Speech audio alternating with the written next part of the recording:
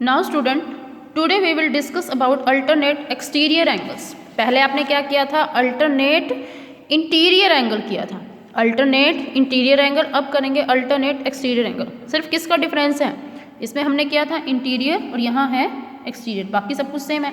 पहले interior angle कैसे बनाए थे कि ये दो पैरेलल लाइंस हैं, इनको ये ट्रांसवर्स लाइन काट रही है, तो एक इधर और एक इधर इंटीरियर पोर्शन में बना था और अल्टरनेट बने थे, मतलब एक लेफ्ट साइड पे और एक राइट साइड पे। सेम ऐसे ही है, बट यहाँ क्या बनेंगे? ये अब एक्सटीरियर बनेंगे। एक्सटीरियर मतलब बाहर। कैसे बनेंगे?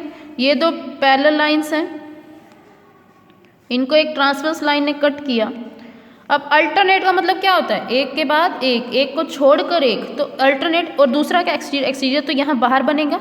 बाहर पोर्शन कौन सा होता है? ये जैसे पैरेलल लाइन है तो ये एक्सटीरियर पोर्शन, ये एक्सटीरियर, यहाँ बनेगा एक्सटीरियर।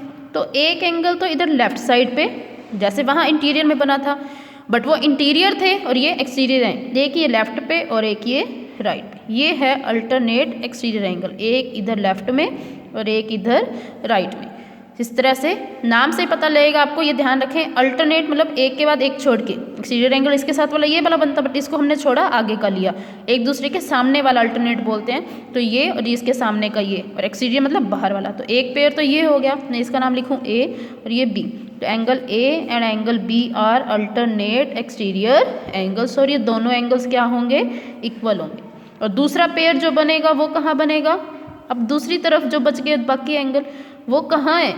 एक एंगल यहाँ और एक एंगल यहाँ। ये एंगल हो गया सी और ये हुआ डी। तो angle C and angle D are alternate exterior angle. Short form में लिखेंगे तो ए ई ए, और ये एंगल भी क्या होंगे? इक्वल होंगे दोनों। Angle C is equal to angle D.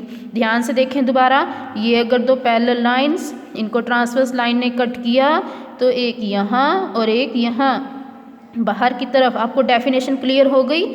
I think so कि अल्टरनेट है तो एक के बाद एक, एक के सामने एक बनेगा। और दूसरा एक्सटीरियर। एक्सटीरियर मतलब बाहर, तो ये बाहर का और ये बाहर का। और दूसरा पेयर, दो ही पेयर बनेंगे क्योंकि चार ही एक्सटीरियर एंगल्स होते हैं। तो एक एंगल यहाँ बाहर और दूसरा इसके अपोजिट में बाहर। ध्यान रखें, अल्टरनेट इंटीरियर के भी दो पेयर बनते हैं, अल्टरनेट एक्सटीरियर के भी दो ही पेयर बनते हैं। दोबारा देख लीजिए, दोनों के दोनों मैं आपको दोबारा करा देती हूँ। पहले मैं करा रही हूँ आपको अल्टरनेट इंटीरियर एंगल्स। इस तरफ इंटीरियर और यहाँ मैं लाइन लगा के आपको दोनों कंपेयर करके बता देती हूँ।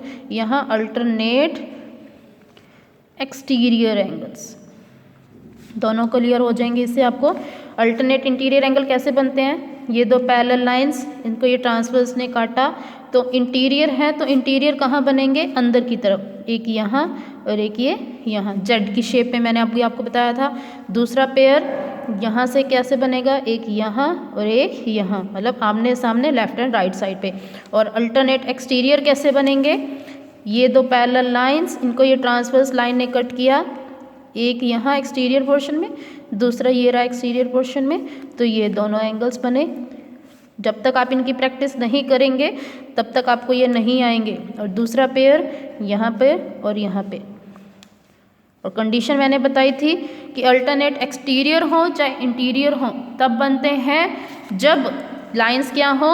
पैरेलल हो। और जब लाइंस पैरेलल होती हैं तभी ही ये दोनों बनते हैं। इफ़ लाइंस आर पैरेलल, पहले ध्यान रखेंगे, इफ़ लाइंस आर पैरेलल, ये पैरेलल का साइन है कि लाइंस पैरेलल है तभी एंगल्स बनते हैं। कौन से? अल्टरनेट इंटीरियर भी और अल्टरनेट एक्सटीरियर भी।